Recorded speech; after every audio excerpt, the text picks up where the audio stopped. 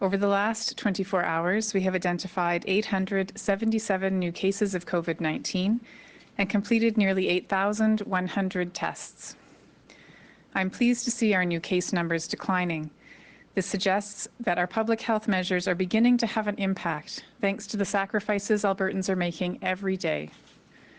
However, there is still more to do, and we have a long way to go.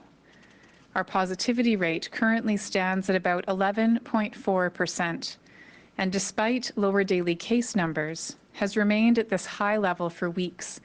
This remains concerning. It's easy to forget that at this time last year, our positivity rate was about 1.5%, and this difference emphasizes why public health measures are still needed right now.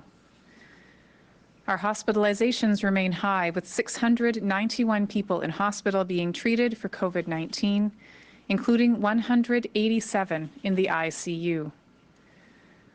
Sadly, I must announce that 4 new deaths were reported to Alberta Health in the last 24 hours. These individuals were loved, and I know they will be sorely missed by their family and friends, neighbours and communities. My sympathies go out to those who are mourning someone they cared about, no matter the cause. We have now administered more than 2.24 million doses of COVID-19 vaccine. As more and more people get their shot, I know that many are wondering when exactly they will be able to get their second dose. As I said last week, right now, second doses can be booked 3 to 4 weeks after the first for Albertans who are profoundly immunocompromised by calling 811. All other Albertans will have an opportunity to get their second dose about 3 to 4 months after their first dose. I know that this wait can be frustrating, but first doses provide good protection, and delaying the second doses is allowing us to vaccinate the province as quickly as possible, which helps protect all of us by further reducing the spread. Everyone who wants a vaccine will get one. No one will be missed. With more vaccines arriving every week, we are looking at when we can start offering the second doses. We don't have an exact timeline yet for when this will occur, but we will update you when more information is available. I'm happy to say that more than half of Albertans over the age of 12 have now gotten at least 1 dose. This is a significant feat and something that we should all be proud of. It is further proof that we are getting closer to the end and that things are getting better. The evidence on these vaccines is clear. They are effective and safe. They help prevent transmission and strongly protect against severe outcomes. However, our rates are still high, and more than 2 million people still haven't had their chance to receive a vaccine. That is why we need to keep increasing immunization rates in all age groups, 12 and over. This is the key to controlling the spread of this virus and safely being able to ease the rules in place. Until then, it's important that all of us continue following all of the public health measures. While it may be tempting to go visit grandchildren and give them a hug, or get together inside for a friend's birthday, these activities are still not allowed. This will not be the case forever, but right now this will be the way we can protect each other and prevent spread while we are working to get vaccines to those we haven't yet reached. I know many people are anxious and eager to get back to normal. We all are. Let's use that as a motivation over the next few weeks. Motivation for us to book a vaccine appointment if we have been waiting to do so. And motivation to follow the public health measures today so we can end the third wave and prevent more people from getting sick with this virus. This will help all of us get where we want to be. A time when we can safely return to doing the things that we love and spending time with those who matter most. Thank you, and I'm happy to take questions. All right, we'll go to the phone now. Operator, could you put through the first caller, please? First is Kevin Nimick with CTV. Go ahead, Kevin. Hi, Dr. Hinshaw. The Education Minister is intent on kids going back to school next Tuesday. Is that based on your advice? The decision to have children move to online learning was an operational decision and one that the Ministry of Education again could comment on in more detail, but was due to high community transmission putting pressure on schools with exposures causing many people needing to quarantine and difficulties finding sufficient staff, substitute teachers to be able to continue to operate schools. We see numbers beginning to decline. We see the beginning of what, again, we believe to be an easing of that community transmission while we still have a ways to go. As community transmission reduces, pressures on schools will also reduce. And it's important to remember that with the measures in place, there were, while there were some transmission events within schools, schools have never been a predominant driver of transmission within the community. Kevin, is there a follow-up question?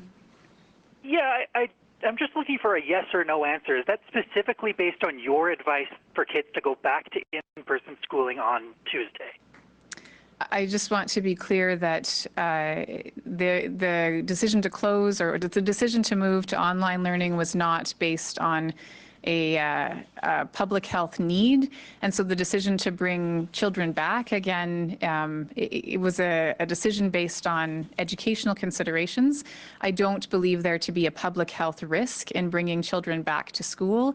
But again, the shifting has been based not on a public health driver, but rather, again, on that operational consideration.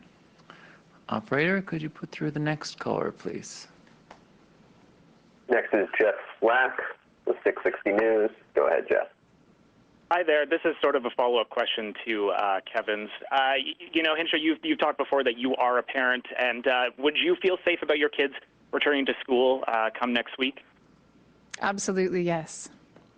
Jeff, is there a follow-up question? Yes, just on a different topic. Yesterday, the Premier hinted that we could see things start opening in the summer if cases decline and more people get vaccinated. We've done this before where we see a reduction in cases, we open things back up, the numbers start to rise again. I understand more than 50% of Albertans over the age of 12 have been vaccinated with one dose, but is there still a risk if we open things up too quickly that cases will rise again? We're looking at jurisdictions around the world as we make recommendations about the kind of opening framework that would be recommended to minimize this risk of opening causing a surge in cases and a subsequent surge in hospitalizations and potentially deaths. And so again, there's always the potential if opening happens too quickly before there's sufficient protection and there's high transmission still going on that it could cause a surge. But as long as we are able to continue to have our numbers dropping and immunization rates rising, we will reach a point where those two numbers will be able to be protective of the community. And again, those are the types of conversations that will be happening over the next week as decisions are made about what that final framework looks like. Operator, could you put through the next caller, please? Next is Julia Wong with Global News. Go ahead, Julia.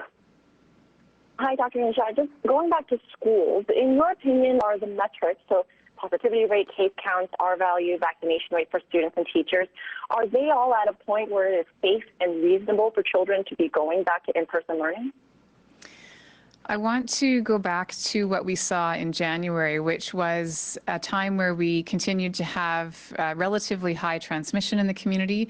Our new case numbers were still relatively high, and we moved children back into in-person learning as the very first thing that was done after the measures that were put in place in December. And with that shift back to in-person learning, while keeping other activities restricted to limit transmission, we saw absolutely no inflection in case counts. And so again, I just want to be clear that with all the restrictions in place and with public health measures in place to limit potential of transmission in schools, we have already seen this back to school transition work very well, even in a time of relatively high transmission rates. And that was prior to the opportunity to have many of the older students and teachers and staff receive vaccine for protection. So at this point in time, again, I think that with community transmission beginning to see a decline, with immunizations on the rise, and with other restrictions in place to limit transmission of COVID-19, schools have been, in this last year, one of the safest places for children to be. Julia, is there a follow-up question? Yes, thank you. At what point would in-person learning be prioritized over the reopening of other sectors in Alberta's reopening plan? And also, the province has acknowledged that there can be aerosol transmission, so what changes should be made to make schools safer? So, for example, smaller class sizes, upgraded ventilation, taking classes outdoors, etc.? So what we've seen, again, over the past year with respect to the measures that are in place in schools with required masking, with cohorting, with regular symptom screening, and all of the measures that are in place to minimize transmission in schools, we have seen that schools have not been a location of predominant spread. We're adding to all of those protective measures a layer of protection that vaccine can bring. And again, older students as well as teachers and staff have had the opportunity now for a week or more to be able to access that vaccine, and those protection numbers will continue to increase. While it is possible in some very specific contexts for aerosol transmission to contribute to transmission, again, it's really important that we continue to look to the real-world evidence and the fact that we have not seen schools contribute as a significant driver of community spread. And there's no reason to believe that at this point in time we would see a different experience than what we've previously seen. Operator, could you put through the next caller, please? One short, Edmonton Journal. Go ahead, Dylan. Hi, Dr. Hinshaw. You spoke a bit there about second doses and the timing around second doses. I want to ask you specifically about AstraZeneca. We know that there's no longer first dose appointments available, but there still are thousands of Albertans that have had their first dose of AstraZeneca, and they're now wondering about their second doses, whether it will be one of the mRNAs or if it will be AstraZeneca when shipments continue to come back in. I guess, what update have you had since that announcement that there would be no second doses scheduled? No first doses scheduled that came out last week. I guess, where are we at in looking at the research and making any determinations? The UK has been working on a trial to look at the impact of offering an AstraZeneca first dose and a Pfizer second dose, and vice versa. The results of the impact on local reactions after a second dose was released last week that showed there were no safety signals when a first dose of one vaccine followed by a second dose of a different type of vaccine were provided. There was an increase in local reactions, so an increase in the percentage of people who experienced a fever or muscle aches, those kinds of general symptoms that went away after a few days. So that was seen more often in people who received a different type of vaccine for their second dose than they had gotten for the first dose. What we don't have yet is the data on the results of the antibody levels and how the second dose with a different type of vaccine impacts that particular marker of immune response. So we are waiting for that data. We expect it to be available within the coming weeks. And we have been having regular conversations across the country with my colleagues as we are all looking to make decisions about our own vaccination programs in the provinces and territories, and wanting to make the best possible decisions with currently available evidence. And again, that is expected to come within the coming weeks so that we can provide that information to Albertans about the types of vaccine that will be available for those who received AstraZeneca as a first dose, what they will be able to receive as their second dose. But I want to reassure Albertans who received AstraZeneca as a first dose that they will have a second dose. And again, the question right now is just how we make that available to them using the best evidence based on the anticipated results from these trials. Dylan, is there a follow-up question?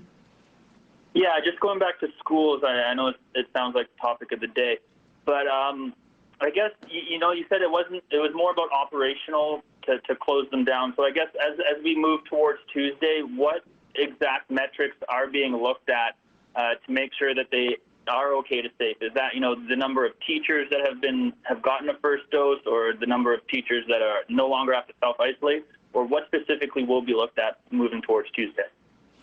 The operational metrics would be best described by the Education Ministry, so that's something we can work with them to get an answer in terms of what they're looking at. With respect to public health, again, it's important to remember that the school context is one that we've seen impacted by high community transmission, but not a driver of transmission, and this was very clearly illustrated back in January. So we are seeing that our new daily numbers are beginning to drop. We are seeing some, again, indication that the public health measures may be having an effect. And so as long as we continue to see that decline over the next week, where community transmission is reducing based on, again, all of the combined efforts of Albertans to prevent transmission, to prevent in-person gatherings, then that will be the most important public health metric with respect to having schools go back in person.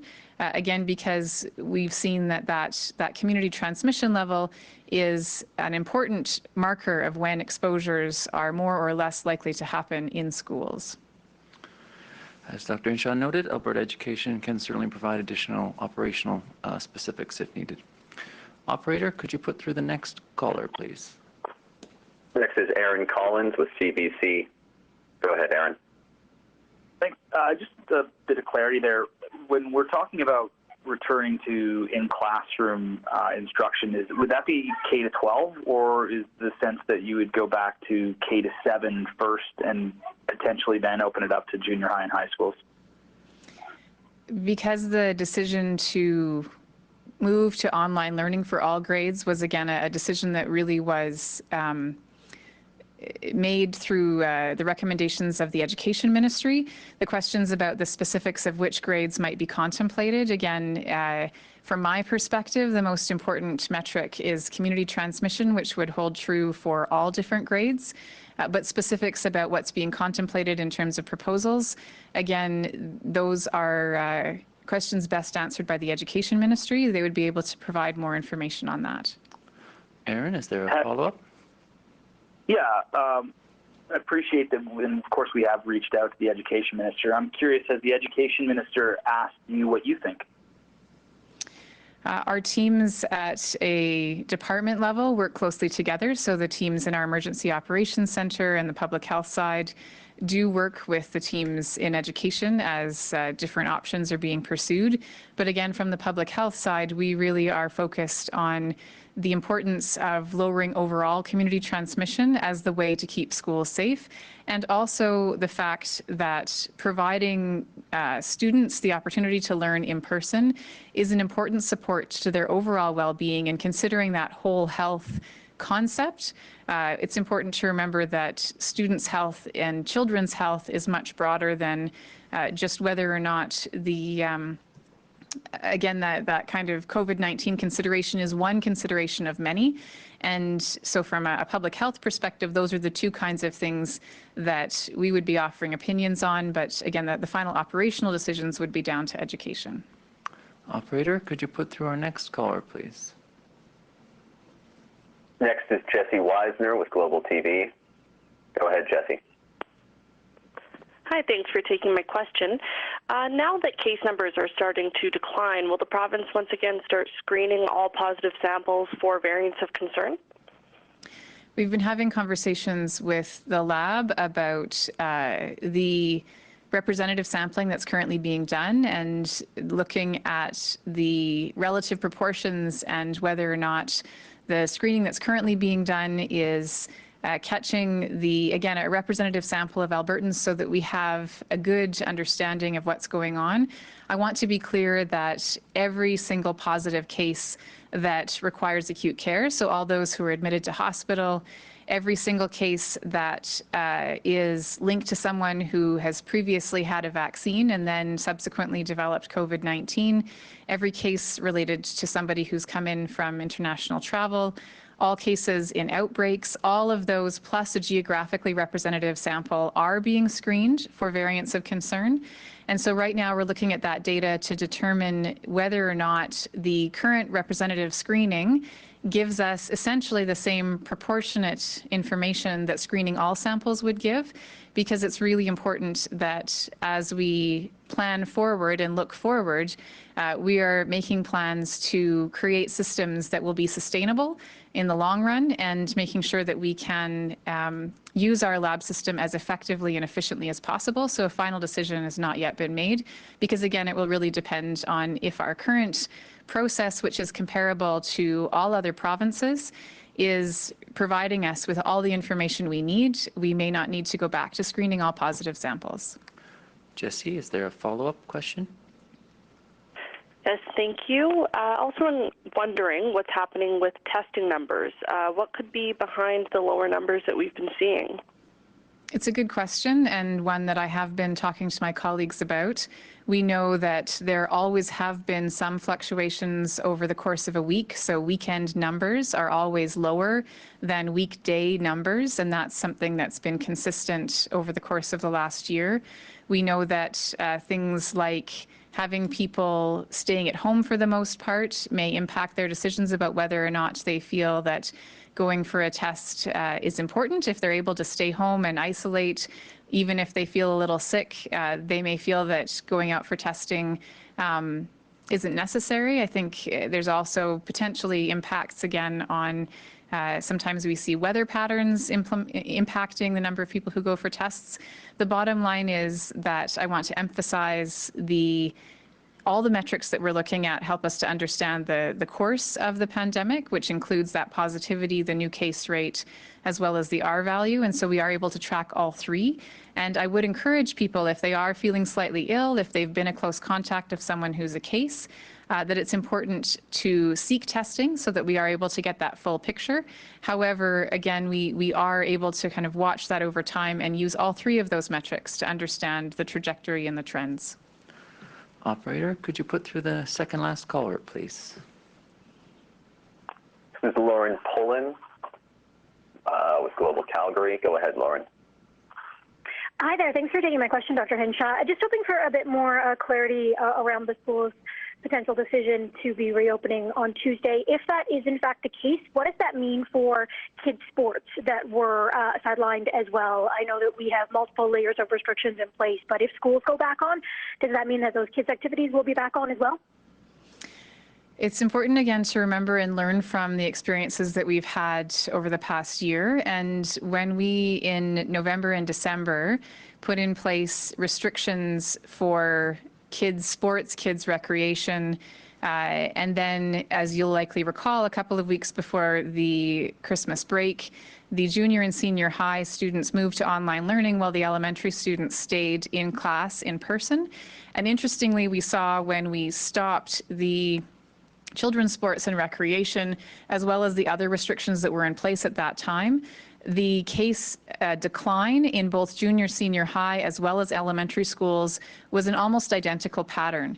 So we are prioritizing, again, if there is to be a return to in-school learning for operational reasons, that would be a decision that would be made independent of the need to have public health measures in place to continue dropping our overall case count so that we can ensure that we get to a low enough transmission level combined with vaccine protection to be able to consider reopening. So those two decisions will be made independently. Is there a follow-up question? Yes, thank you. On a bit of a different topic, we got those vaccination by neighborhood stats that made public yesterday, and we're able to dive into them a bit. And it appears that the areas with the three highest case rates have the lowest vaccination rates. Is the province going to be pushing for those pop-up clinics anytime soon, or what kind of messaging or changes can happen in those areas that are seeing the incredibly high rates but not seeing that same uptick in vaccination? We are looking at a province-wide approach to making sure that those areas with high cases and low immunization coverage, that we're looking at what the barriers are and then looking at ways to most effectively address those barriers. And so again, that's something that we have been looking at and wanting to make sure that both the questions about physical barriers such as logistics and hours of clinics, those kinds of things, as well as information provision, trusted providers, partnering with local community leaders. We have been working for many months with local community leaders in many areas to support information provision, and now we're just having the discussions about the potential next steps for the areas in the province, again, that have those two metrics of concern with high rates and low uptake, to see what our options are with respect to focused provision of services in a way that's most effective for those areas. Operator, could you put through our final caller, please? Final question is Emily Mertz with Global News. Go ahead, Emily. Hi, thank you. I'm just wondering if you can explain the science behind why it's important for a significant percentage of the population to get vaccinated. What happens in terms of the virus transmission and the variant evolution if we don't reach, for instance, 75%? What we know is that when someone receives a vaccine, not only are they protected because that vaccine, again, provides them with the immunity to in most cases, prevent that infection and severe outcomes.